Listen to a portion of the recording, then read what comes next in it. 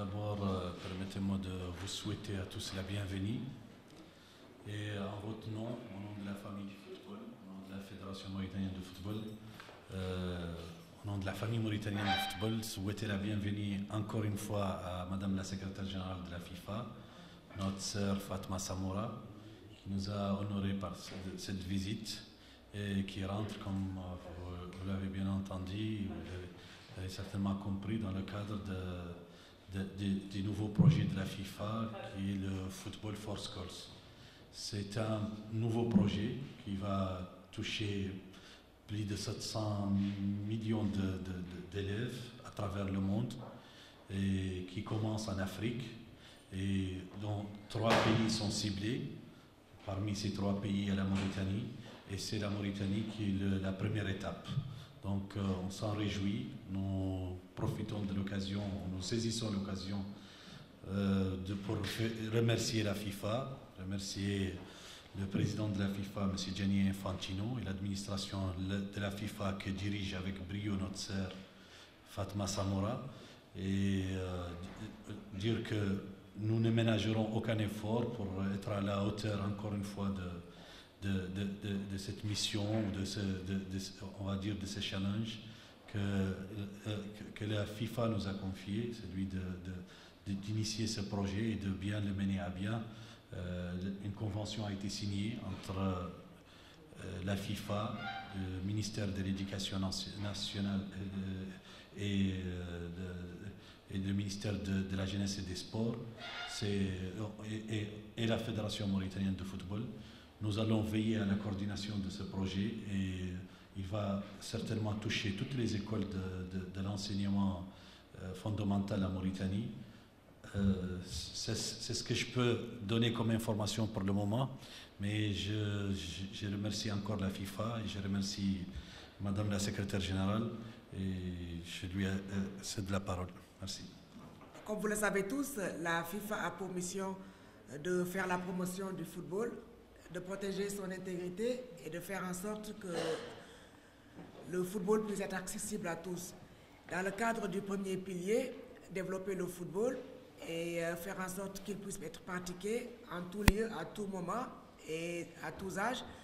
La FIFA a décidé d'inscrire dans la durabilité son action en initiant un nouveau programme, après celui que vous connaissez sans doute, qui est le programme Forward, qui consiste à allouer à chacune des 211 associations membres une enveloppe financière de 6 millions, couvrant le cycle de 4 ans, qui aura permis, et on le voit très bien ici en Mauritanie, de réaliser un stade de 8200 places.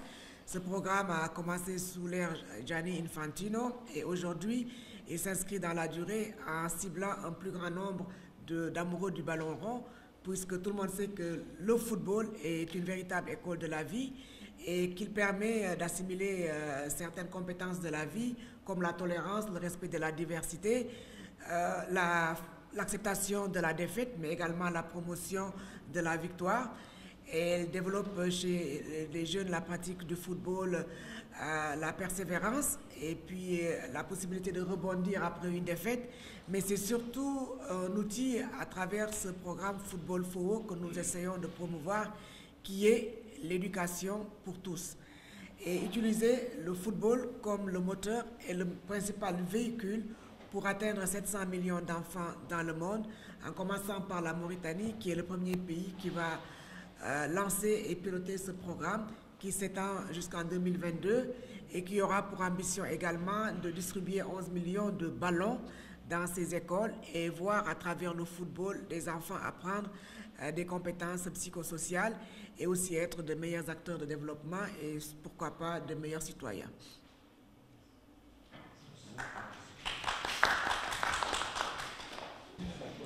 Très bonne question. Pourquoi l'Afrique? Parce que les statistiques des Nations Unies montrent que l'Afrique sera le continent le plus peuplé à l'horizon 2050 avec 1,350 milliard d'individus en terre africaine. Ça fait beaucoup de football fans. La deuxième possibilité, c'est que parmi ce 1,350 milliard d'âmes, il y aura près de la moitié qui auront entre 5 et 30 ans. Et la seconde raison, c'est que l'Afrique respire le football. L'Afrique aime le football et l'Afrique vit le football au quotidien. Et nous savons que c'est le sport roi par excellence en Afrique. Et c'est un sport qui permet également de surmonter plusieurs obstacles, que ce soit des obstacles liés à la pratique de la religion, que ce soit des obstacles liés à la différence ethnique, aussi à la couleur, à la race. C'est un sport qui est suivi par 4 milliards d'individus, un peu plus de 50% de la population. Et pourquoi la Mauritanie? Parce que vous avez un président qui a à cœur le développement du football, qui a investi son temps, son énergie et du matériel dans le football, et à travers qui on voit l'importance du développement du football. C'est un modèle d'exemple pour la FIFA que d'avoir quelqu'un comme Yahya Ahmed qui au quotidien œuvre pour le développement de ce sport roi à travers un investissement et une implication personnelle. Parce que mon président aussi aime la Mauritanie, il faut le dire, parce que moi aussi j'adore la Mauritanie. Moi, on m'appelait Fatma Nar quand j'étais plus jeune. Parce que mon homonyme s'appelle Fatma Babou et elle est de la Mauritanie. Et parce que c'est naturel que nous soutenons un pays qui croit au football. Et votre qualification historique à la CAN 2019 est pour nous un exemple comme quoi, avec de l'effort et en y croyant, on peut vraiment amener l'équipe de la Mauritanie très loin. Ce programme n'est pas seulement un programme de développement du football, c'est un programme surtout éducatif. Et on sait qu'en Afrique, aujourd'hui, l'investissement pour un développement doit passer par l'investissement sur le capital humain. Et ce qui représente aujourd'hui la force vive de l'Afrique, c'est la jeunesse. D'où donc le choix de votre pays comme premier pays pilote. Et on est sûr qu'avec l'engagement que nous avons vu aussi, mais l'implication également des autorités, en l'occurrence à travers la signature de ce partenariat que nous venons de signer entre la Fédération de football, le ministère de l'Éducation nationale, de la formation professionnelle et le ministère de la jeunesse et des sports, nous savons qu'il y a un engagement au plus haut niveau pour mener à bien ce projet.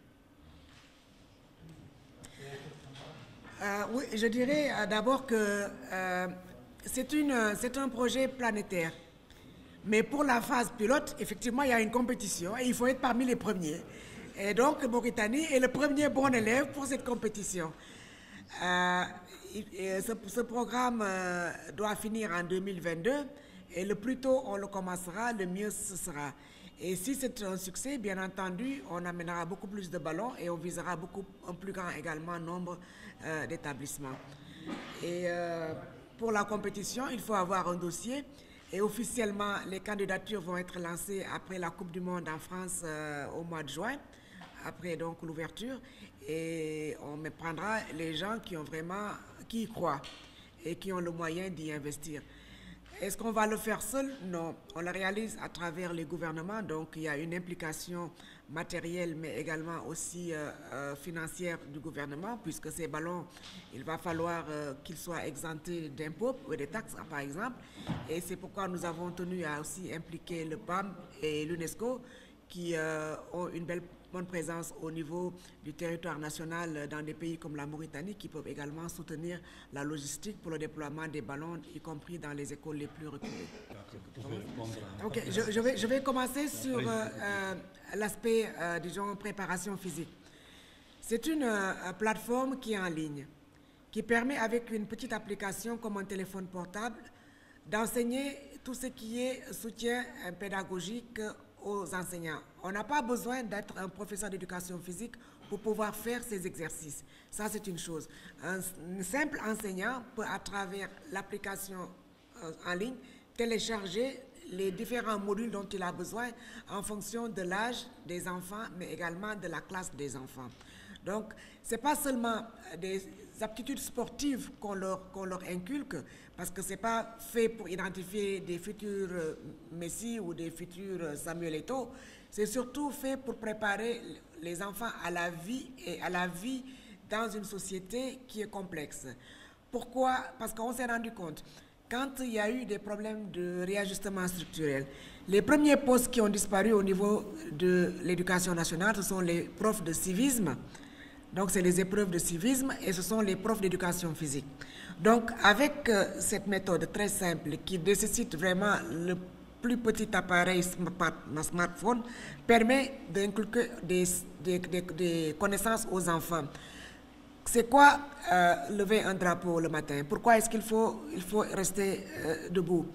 Qu'est-ce que c'est qu'un chant patriotique, par exemple? Qu'est-ce que c'est que l'hymne national pour un pays? Pourquoi est-ce que dans la rue, les gens jettent les ordures n'importe comment? Comment est-ce qu'il faut manger sainement? Qu'est-ce qu'il faut comme compétence pour pouvoir étudier? On s'est rendu compte, quand vous parlez de sport à l'école aux enfants, immédiatement, la faculté d'apprentissage est décuplée parce que vous leur parlez de choses qu'ils aiment faire. Donc, on n'a pas besoin d'un investissement colossal. Ce sont des ballons et des enseignants déjà qui sont présents. Et si on n'arrive pas à faire la pratique du sport, parce qu'il ne s'agit pas de courir 400 mètres dans une cour et de faire 20 fois le tour de l'école, mais d'apprendre à travers des mouvements très simples à dominer son corps et à avoir un corps sain dans un esprit sain. C'est tout simple. Même dans un petit local, dans la salle de classe, on peut faire certains mouvements et inculquer certains savoirs pour pouvoir mieux pratiquer le sport. Maintenant, pour tout ce qui est identification des talents, ça passera nécessairement par la fréquentation des académies de football, comme vous en avez une ici au niveau de la fédération.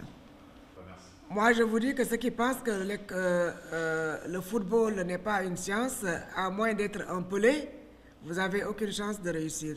Quand vous avez une, disons, persistance dans la compétition, vous devez vous référer aujourd'hui à un pays qui est l'Allemagne. Aujourd'hui, en Allemagne, si vous n'êtes pas dans une école, il n'y a aucune chance que vous sortiez comme un professionnel. Parce que quoi qu'on dise, si vous n'avez pas les b.a.-ba de l'école, vous avez très bon jouer dans des terrains qui ne sont pas adaptés. Si vous n'avez pas de chance, vous terminez mal parce qu'après une mauvaise chute, vous ne faites pas carrière. Et si vous êtes très bon, vous êtes identifié. Et quand vous êtes identifié, vous finissez dans une académie de football et vous ne faites plus de football de la rue. Et je crois que penser qu'on peut être un Messi en tapant un ballon avec du plastique dans une rue de Dakar, comparé à tout ce que ça requiert comme préparation physique, préparation mentale, mais également tout ce qui est système de nutrition, c'est peut-être 1 sur 1 million qui arrive à sortir de la rue et à être un professionnel. Même un Mané, s'il a appris dans la rue, il a fini quand même dans une académie de football, en l'occurrence Génération Foot.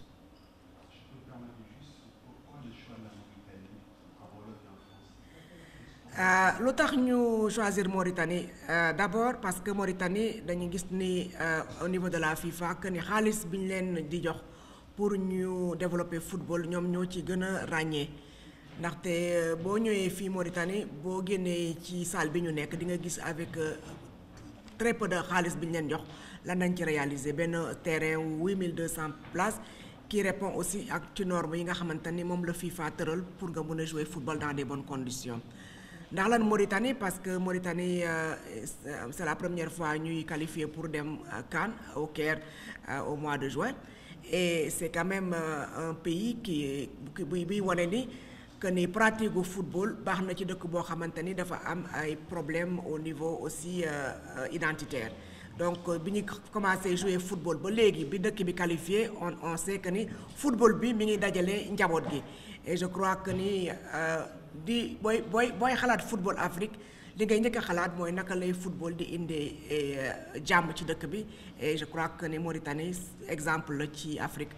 Et ñetteeli kàddu bi lu tax Mauritanie gis nañ ni dëkk bi dafa yaatu que ni ñu bari duñu pratiquer éducation physique parce que comme dëkk yi nekk Afrique chaque fois bu amee crise lu na ñuy njëkk a génnee mooy poste éducation physique yi moo tax ñu bëgg ko indi waa delloo si waat waaye boo amee ni tamit kuréel gu mel ni fédération bu nit ku mel ni Yaxya di ko diriger soo ko bëggee jàppale da nga koy jàppale ci li nga xamante ni moom mooy soppi suba àdduna moom mooy soppi suba seen dëkk te tey ñu wane na ni Mauritanie ne football mi ngi soppi dëkk bi mi ngi soppi nit yi naka nañuy xoolante ci seen bopp.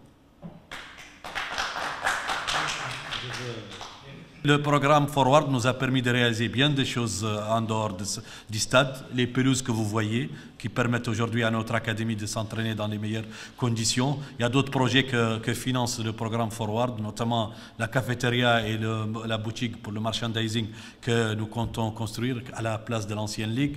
Déjà, les travaux ont commencé. La salle, l'académie, le fonctionnement, c'est le Forward et c'est la FIFA qu'on ne va pas cesser de remercier. Je vous en prie.